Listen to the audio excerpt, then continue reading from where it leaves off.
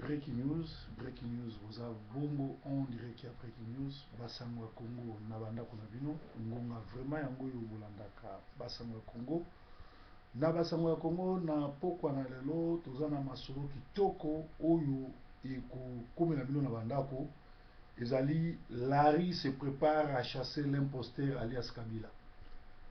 L'heure est grave, c'est une question de vie ou de mort. Larry se prépare à gagner là où les opposants, corrompus par Kamere pour les comptes du génocidaire rwandais, ils ont échoué. Et Larry, partout sur le territoire de la République du Congo, se prépare à chasser l'imposteur.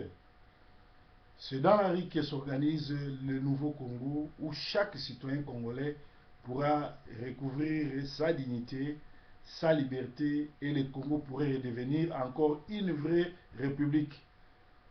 Dans le monde entier, l'histoire est allée sabiso que peuple oyo azali opprimé, pe affamé, na dictature, oyo ezana hauteur ya aspiration ya peuple te, kaka soulèvement populaire ne benganaka pouvoir wana. Pe boyi ba histoire kobanda na Libéria, koleka na Tunisie, koleka na Libye, peuple alonga imposture. Mais na Congo, ezali imposture kakate, ezali occupation, pe Congolais comme ridiculisé, Congolais comme chosifié, yango ezosenga Congolais atelema abunda, atelema libanda pona kobengana alias Kanambe. Mouvement oyo ezali brisque pe spontané, oyo population ya Congo bazo sala et comme ma soulèvement populaire calamité bondi mena biso parce que tout moni ba mouvement ezo salama tozo sentir ndenge kozala pe to moni ki ezo ko pesa image qui calamité ekoyinda. Afrique est comme une croisée de chemins, ba dictateurs militaires, les régimes néocolonialistes et les régimes d'occupation bazo risquer bazika na moto oyo population opprimée et kosala. Congo eza moko ya bamboka eko échappé na règle wana te. Congo azo vivre le pire ya histoire na ye, ba Rwandais na ba Ougandais, Angolais, Sud-Africains na quelques autres voisins africains mitema mabe ba envahir Congo na koboma koyiba pe konyokola peuple. Bazui terroriste rwandais batie ye lokola président Congo oyo azoboma konyokola kosasa et avec des complices congolais. Alors peuple alembi, peuple akomi na suka, peuple congolais akomi na suka, peuple atikali kaka na solution moko. Soki bavandi kimia bazeli ba opposition congolaise eloko yosala mate ba oboma bango. Soki pe babimi bazui risque baza na chance babengana Kanambi pe batika na bakonzi ya mboka ba diriger mboka na kimia. Alors bazo opter ya kozwa risque wana lokola totanga na Bible histoire les 4 lépreux babima bazwa risque babengana Kanambe na pouvoir na ye parce que pouvoir où est na Congo, cette situation alarmante s'est encore aggravée, rendue fatale par la complicité avérée de son personnel politique malléable à la corruption. Les Congolais sont malléables à la corruption et conduit par une association de malfaiteurs sans conviction de valeur qui ne poursuit que deux buts, le pouvoir, l'argent. Régime ya alias Kabila ezo buika calamité ekozika pe eza basé sur la corruption.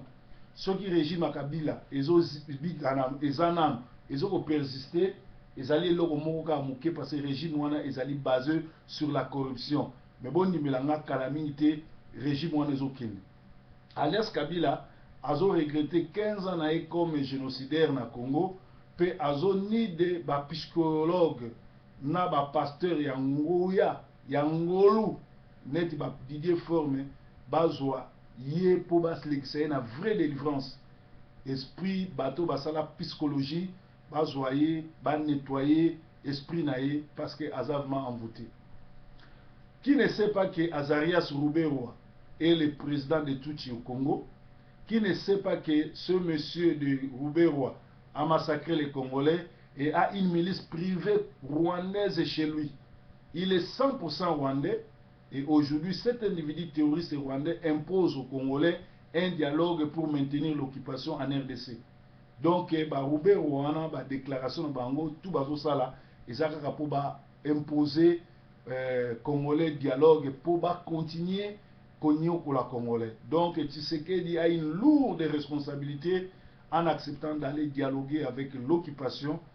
Plus de 20 millions de morts au Congo sous ce silence et Bango, Bazomona, et le Ramalam, les Alikaka, pour négocier. Alors, dans l'année, chronique ya Congo, le faux pasteur Mugalu, Oyo, Kanambe alias Kabila, a confié mission spéciale pour la Kofi. Alors, Mugalu, Azolo Bake, 13e apôtre, Azagi Mouibi, Oyo, Yesu Akotsa Inalola. Alors, les alibes Mamami, Kumuna Bousso Baboye, Tango, Nangonga O, Batokwa, Alpha Blondie, Batokwa, Lakwanzila, Batokwa, Radek Supreme, Batokwa, Freddy Wanga, Batokwa, Bokechu, Bazoyembe la Mboka na Bango, mais Kofi Olomide, Azali Bongo Kenoyemba, 13e apôtre, Pe kwa mfute Bato. Bino Batozo Bina, Ekotiawa, Bino Batozo Bina, Badance na Bango, O Kanga photo tout et tout, Ezali ba mfutema, Ezali bilakeli mabe, ezali ko bebi sa la chance na bino. Alors lobi so rezu problème pour que no luka noko na yote kazanganga, tata mwasi te kanganga, ndoki ya vi na weza yo moko na ba danse o bozobina, ezali ba signe franc-maçonnique, ezali ba 666. O ba pasteur ba lubakite to yebisi bino ki ba danse wana, eza ba danse ya koyib kobina ngati. Alors problème mususu yali ba yembi ya Congo. Pourquoi ba yembi ya Congo, ba artiste ya Congo, comédien, tout consort sportif, bazali ko sauver ba Congolais te na kosalata éveil patriotique et bazobi na danse moko na ba politiciens congolais ba mono ba corrompi. Lelo ezali mukolo oyo na Rwanda nani Kagame azolela mama na ye na lobaki biso ba Congolais futo sala feti parce que Kagame a bomi belé azoka pasi oyo biso ba Congolais te yokaka ndenge na Rutshuru, ndenge na Beni, ndenge na Este, ndenge na Kinshasa, ndenge plus de 7000 bana mike baza na ba prison na makala bazo kufa petit feu. Alors lelo o lipate ekwei na ndako na ye, mama na ye wa boti akufi a yoka pe mawandeli ba Congolais ba yoka kana baki soko omela champagne mela, soko kulia lia zala ne semo parce que lelo oyo Nzambe a réglé compte à Kagame a moni pe ke liwa ekwei na ndako na ye. J'espère que prochainement il vous allez y. Ba traître ba komi ebele bazo kokosa batuke ba combattant nzoka bazana ba compte ya alias Kanambe kufunda ka baninga na tribunal kufunda baninga na la police toyebi bango ezali mawami. Basango ya Beni ba terroriste ougandais oyo alias Kabila à travers na bango atindi bango kuna ba découper à la machette plus de 30 femmes congolaises. O makamwesa milobi na butu nangonga o liwa eza na ndako ya Kagame azolela mama na ye parce que ba Ougandais na ba Rwandais na côté ya Beni bakati mitu ya ba mama na biso ya ba Congolais mitu parce que mutu akokote la Congolais azate toza na président terroriste na mboka oyo azoboma oyo azonyokola. Alors biso ba Congolais soki tokende na ba élection parce que nga nazokola na ba élection te naza na option ya il faut soulèvement populaire pour tout bengana occupation rwandaise nyonso. Il faut tous na 3 conditions pour muta comme président na Congo. Il faut azala tata na mama na ye bazala originaire ya Congo. Il faut azala na compétence na ye ala sabiso compétence ni azana ngo, sens ni na responsabilité azana ngo, plan d'action na ye ezani. Troisièmement, à la patrimoine, c'est-à-dire biloko nini azanango.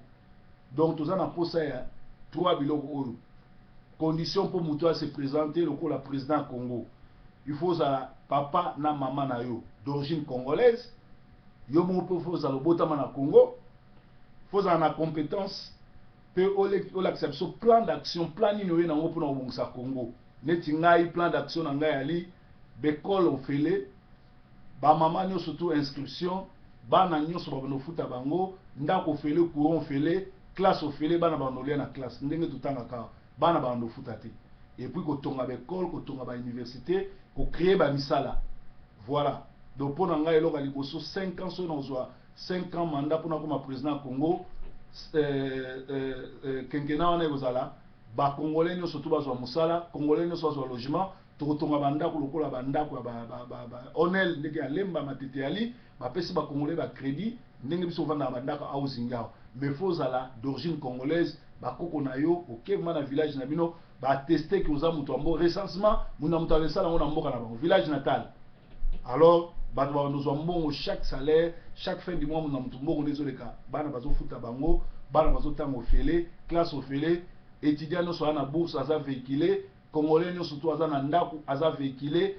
Le fait que oza congolais ozwi kara crédit pe ba création ya misala plan d'action na ngai wana et puis kotonga ba école tout et tout kokanga ba église nyonso ya lokuta na ba église tout net na Kinshasa biso tout banosambela na stade l'église oyo église songolo eza sute dimanche bino nyonso na stade boponi pasteur moko oyo aza ya nzambe ateisa ngola bato bazongi na ndako biloko wana babar et banofungwama kaka kobeta miziki samedi vendredi na samedi ti 1h du matin musique ekati vendredi kaka na samedi 2 jours vendredi na samedi do banda lundi ti jeudi ti samedi na tongo bakuti ozobeta musique batangi yo film par rapport à âge na je crois plan d'action nanga yango wana tokotonga baekole kotonga nzela baautoroute tram kotia tram métro biloko wana nyonso na Congo pour ezala malamu. Donc tolobaki 3 conditions pour ozala président de la République. Bino mo bozomona boza ba congolais touti komona Kinke Mulumba azalaka na passeport rwandais mazali ministre congolais. C'est-à-dire c'est un Rwandais infiltré aya na Congo bandakala akosa biso ke ya mutu bandundu nzoka azaka Rwandais yango bomoni azosala baventure ndenge wana. Alors bandeko oyo ya Suisse pe mingi ba réagir balobi mama oyo ya Suisse oyo Kofi amelaki mbongo ya mwana alobi ete mwana na aza na 25 ans mais azalaka azana nini conscient intellectuel ya bana 3 ans. Bato ebele ba réagir babi mama na mwana ne ba ndenge moko ou conscient intellectuel ya mama neza mwede parce que soka zaki mayela zako raisonner malamu fallait même mwana ne et pas basali na nzambe et non abetsaka mwana musique ya mokili.